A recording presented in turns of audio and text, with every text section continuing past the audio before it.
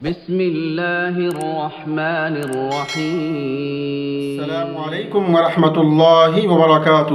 معزز ناظرین، صحافت ٹائمز میں آپ کا استقبال اور خیر مقدم ہے۔ سیرت سیریز کے اس 30ویں ایپیسوڈ میں ہم آپ کے سامنے نبی صلی اللہ علیہ وسلم کو جاہ و حشمت اور مال و دولت کی پیشکش اس عنوان کے تحت کچھ بیان کرنے کی کوشش کریں گے۔ میرے اسلامی بھائیوں اور بہنوں، حضرت حمزہ اور حضرت عمر رضی اللہ عنہما کے اسلام لانے سے مسلمانوں کو کافی تقویت مل چکی تھی اور مشرکین کے حوصلے پست ہو گئے تھے۔ پہلے کے مقابلے میں ان کا زور بہت کم ہو گیا تھا۔ مسلمانوں پر ہونے والے ظلم و ستم میں بھی کافی کمی واقع ہو گئی تھی۔ مشرکین مکہ یہ دیکھ رہے تھے کہ محمد صلی اللہ علیہ وسلم رفتہ رفتہ اپنے ارد گرد طاقتور لوگوں کو جمع کرتا جا رہا ہے۔ حمزہ اور عمر جیسے پہلوان کو اپنے ساتھ کر لیا ہے۔ اب آپ پر ہاتھ ڈالنا آسان نہیں ہے، اور اگر یہی صورت رہی تو ایک روز ہمیں یہاں سے نکلنا ہوگا اور ہمارا اقتدار مٹی میں مل جائے گا۔ معزز ناظرین، ایک دن عتبہ بن ربیعہ نے اپنی قوم کے لوگوں سے مشورہ کیا اور کہا کہ کیوں نہ محمد صلی اللہ علیہ وسلم سے بات کی جائے اور اس تحریک کے پس پردہ جو وہ چاہتے ہیں ہم لوگ اسے پورا کر دیں تاکہ وہ اپنی دعوت سے باز آ جائے۔ چنانچہ قوم کے لوگوں نے عتبہ بن ربیعہ کو آپ صلی اللہ علیہ وسلم کے پاس بھیجا۔ آپ صلی اللہ علیہ وسلم اس وقت مسجد حرام میں تشریف فرما تھے۔ عتبہ بن ربیعہ اپنی مجلس سے اٹھا اور نبی صلی اللہ علیہ وسلم کے پاس جا کر بیٹھ گیا اور بڑے رکھ رکھاؤ کے ساتھ اپنی بات کا آغاز کیا۔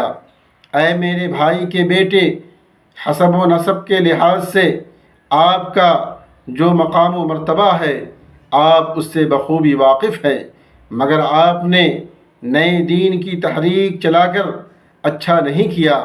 آپ اپنی قوم کے خداؤں میں پائے جانے والے عیوب کو کھول کھول کر بیان کرتے ہیں، انہیں جاہل اور ان پڑھ کہتے ہیں، ان کے طریقہ کار اور طرز زندگی پر تنقید کرتے ہیں۔ جو ان کے باپ اور دادا گزر گئے ہیں ان کے طرز زندگی کو بھی کفر کہتے ہیں۔ آپ نے جماعت میں انتشار کا بیج بو دیا ہے۔ اس پیچیدہ صورتحال کے تصفیہ کے لیے میں نے کچھ باتیں سوچی ہیں، وہ پیش کرتا ہوں، آپ ان پر غور کریں، شاید ان میں سے کوئی بات آپ کے لیے قابل قبول ہو۔ آپ صلی اللہ علیہ وسلم نے فرمایا، قل یا ابا الولید اسمعوا، اے عتبہ تم کہتے جاؤ میں سن رہا ہوں۔ عتبہ نے عقل مند بننے کی کوشش کرتے ہوئے کہا، میں تمہاری محنت و مشقت کا دل سے قائل ہوں، مگر جو بات میری فہم سے بالاتر ہے وہ یہ ہے کہ تم کس مقصد کے تحت خونخوار مخالفتیں مول لے رہے ہو اور عداوتوں کے طوفان میں کود رہے ہو۔ میں قوم کے نمائندہ کی حیثیت سے آپ کے پاس آیا ہوں اور 3 صورتیں آپ کے سامنے رکھنا چاہتا ہوں، امید ہے کہ آپ قبول کریں گے۔ پہلی بات تو یہ ہے کہ اگر آپ کی تگ و دو کا مقصد دولت کا حصول ہے تو ہم سب مل کر دولت کا انبار لگانے کے لیے تیار ہیں۔ اتنی دولت جمع کر دیں گے کہ پورے عرب میں آپ سے زیادہ کوئی مالدار نہیں ہوگا۔ دوسری بات یہ ہے کہ اگر آپ شادی کے خواہش مند ہیں تو ہم پورے خطے کی حسین ترین عورت کو آپ کے نکاح میں دینے کے لیے تیار ہیں، اور یہ بات کسی کے لیے باعث عار بھی نہیں ہوگی کیونکہ آپ باوقار اور عالی نسب ہیں۔ تیسری بات یہ ہے کہ ہم آپ کو اپنا بادشاہ اور سربراہ بنانے کے لیے بھی تیار ہیں۔ اگر آپ یہ سب کچھ حصول اقتدار اور شان و شوکت کے لیے کر رہے ہیں تو آپ کو جان لڑانے کی ضرورت نہیں ہے، گھر میں آرام سے بیٹھیں، ہم خود آ کر تاج شاہی آپ کے سر پر رکھ دیں گے، یہ ہماری غیر مشروط پیشکش ہے۔ آپ کو جو صورت منظور ہو بلا جھجک فرما دیں، ہم بلا تاخیر اس پر عمل کرنا شروع کر دیں گے۔ عتبہ نے بہت بنا اور سنوار کر یہ باتیں کیں اور پر امید نظروں سے آپ صلی اللہ علیہ وسلم کی طرف دیکھنے لگا۔ عتبہ کی تمام باتوں کو سننے کے بعد آپ صلی اللہ علیہ وسلم نہایت ہی شیریں اور دل نشیں انداز میں سورہ حم میم سجدہ کی ابتدائی آیات تلاوت کرنا شروع کر دی۔ اس کا ترجمہ یہ ہے، یہ کتاب یعنی قرآن اللہ کی جانب سے نازل شدہ ہے۔ یہ ایک کتاب ہے جس کی آیتیں واضح طور پر بیان کر دی گئی ہیں۔ قرآن عربی زبان میں ان کے لیے ہے جو عربی زبان میں صاحب فہم و بصیرت ہے، خوشخبری سنانے والا اور منکرین حق کو ڈرانے والا ہے، لیکن ان میں سے اکثر لوگ روگردانی کی اور وہ رسول کی باتوں کو سنتے ہی نہیں۔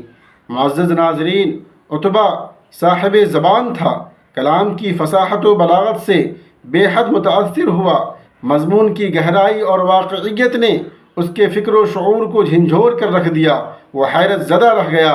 آج تک اس نے ایسا معنی خیز، فصیح و بلیغ اور اثر انگیز کلام نہیں سنا تھا۔ وہ قرآن کی بلاغت سے گھائل ہو کر ہم نشینوں کی طرف چل پڑا۔ اس کے ساتھیوں نے دور سے دیکھا کہ عتبہ آ رہا ہے، چال میں لڑکھڑاہٹ ہے، سر جھکا ہوا ہے۔ کہنے لگے، یہ وہ عتبہ نہیں ہے جو گیا تھا۔ عتبہ جب قریب پہنچا تو سب لوگوں نے بے تابی سے سوال کیا، جلدی بتاؤ مذاکرات کا کیا نتیجہ نکلا؟ عتبہ نے جواب دیا، دوستو، میری رائے یہ ہے کہ محمد کو اس کے حال پر چھوڑ دو۔ خدا کی قسم، وہ جو کلام پیش کرتے ہیں اس میں وہ اثر ہے جو کسی کلام میں نہیں ہے۔ خدا کی قسم، میں نے اس کلام کے جیسا کبھی نہیں سنا، نہ وہ شعر ہے، نہ جادو ہے اور نہ ہی کہانت ہے۔ حاضرین مجلس عتبہ کا منہ دیکھنے لگے۔ ایک نے کہا، محمد نے اس پر جادو کر دیا ہے۔